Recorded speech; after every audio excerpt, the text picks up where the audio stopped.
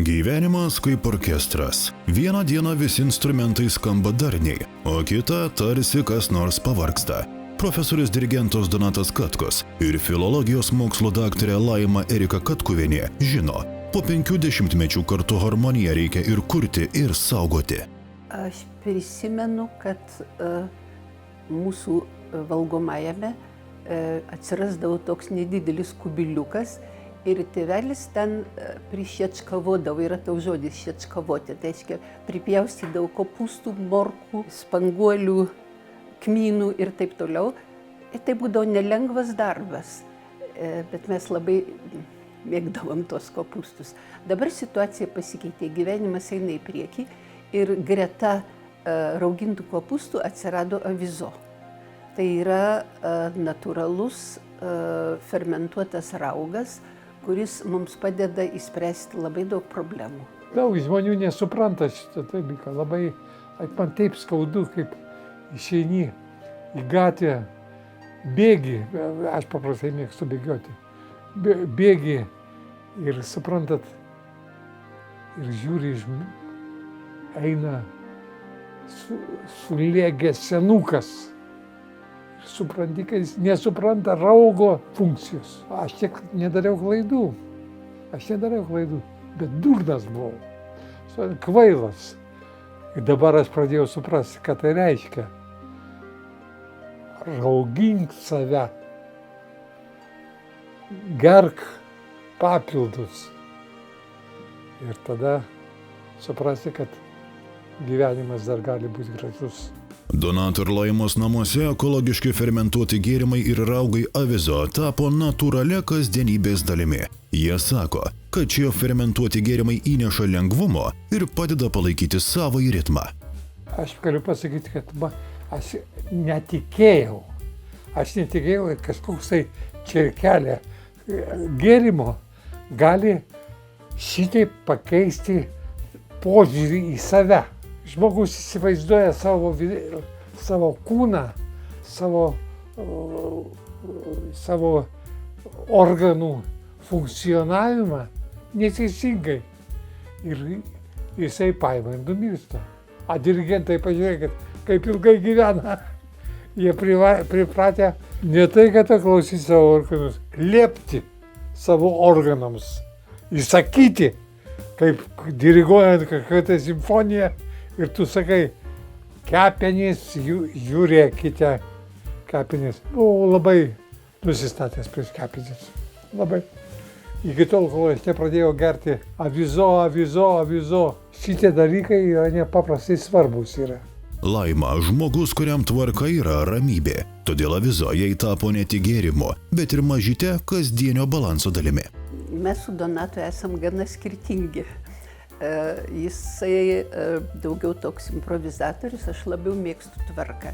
Ir dėl to, nors sako, kad bėgant metams žmonės supanašėja, bet ne visados tai būna.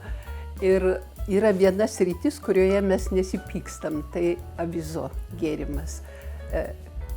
Dėkui Dievui, jų yra labai įvairių. Ir mes galime pasirinkti, aš paprastai pasirenku kažkokius minkštesnių atspalvių gėrimą, Donatas stipresnių. Ir mūsų šaldytuve visą laiką būna kelios bonkos avizo.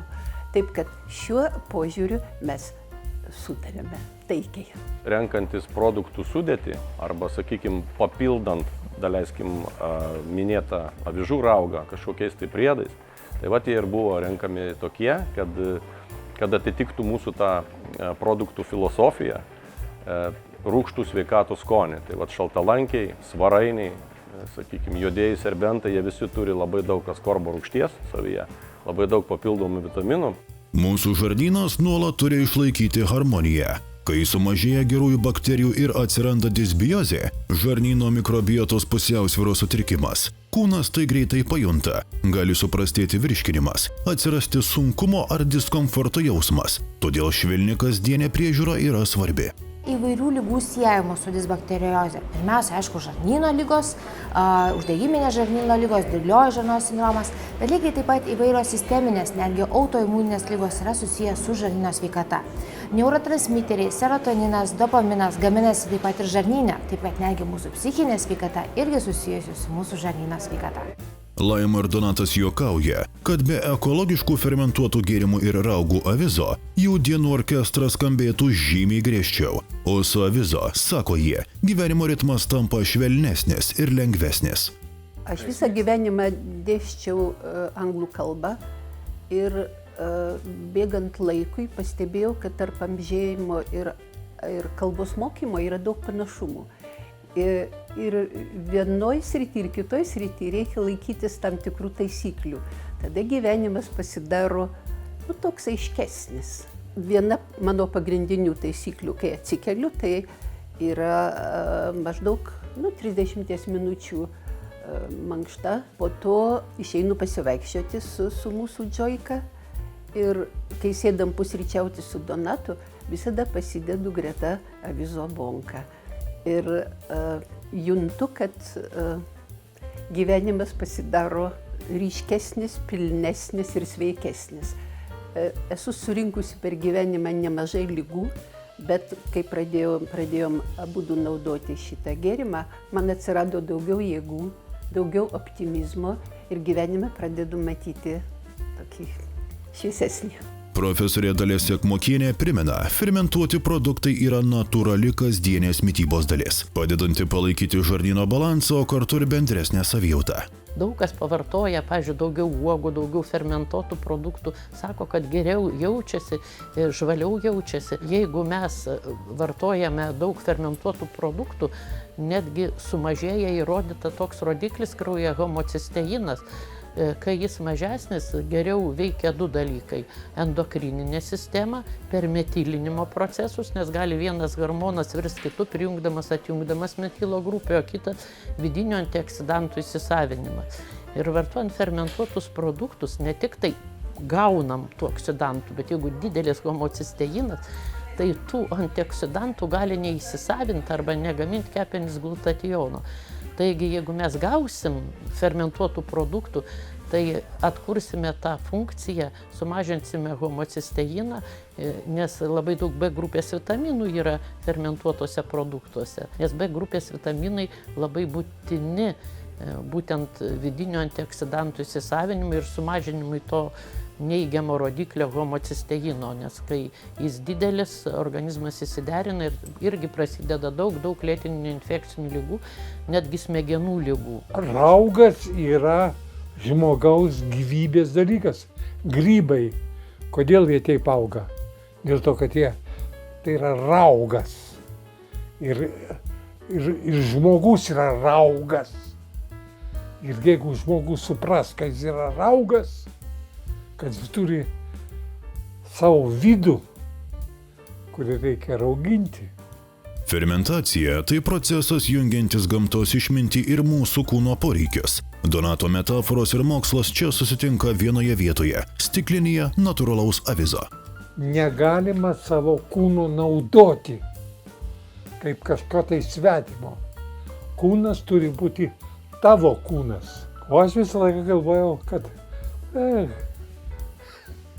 panaudosiu biškį.